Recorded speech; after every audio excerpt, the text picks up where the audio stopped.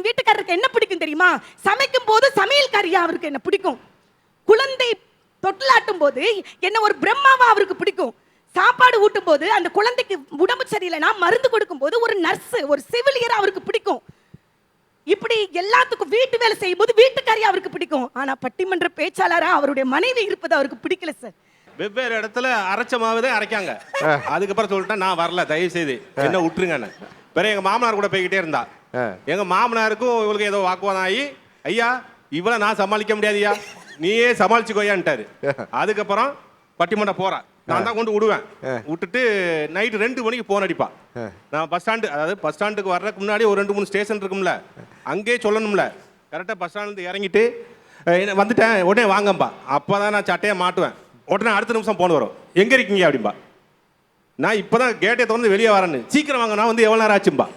அப்படியே ஓயாமல் பண்ணிக்கிட்டே இருப்பா. இது வேற இல்லைன்னு வைங்களேன். பேச ஆரம்பிச்சா பட்டிமன்றத்தில் பேச ஆரம்பிச்சான்னு பார்த்தா மறுபடியும் வீட்டிலே பேச ஆரம்பிச்சிட்டா. இப்போ பார்த்தீங்களா, இவ்வளோ பெரிய செட்டிலே அவள் சவுண்டு எவ்வளோ சவுண்டு கேட்கு. 10க்கு 10 ரூமில் அப்போ எவ்வளோ சவுண்டு கேட்கும். இப்போ வீட்டில் இருந்தால் நமக்கு பிரச்சனை. பட்டிமன்றத்துக்கு போயிட்டான்னு வைங்களேன், அன்னைக்கு பிரியாணி வீட்டில் கடையில் போவான், பசங்களாம் வாங்கி பிரியாணி வாங்கி சாப்பிட்ருவான். இவன் சொல்லிட்டு போவா, கடையில் பிள்ளைகளுக்கு எதுவும் வாங்கி கொடுத்துறாதீங்க, அது உடம்புக்கு கேடும்பா. சரிதாம்மா, நீ வீட்டில் இருந்தால் தான் எங்களுக்கு கேடு.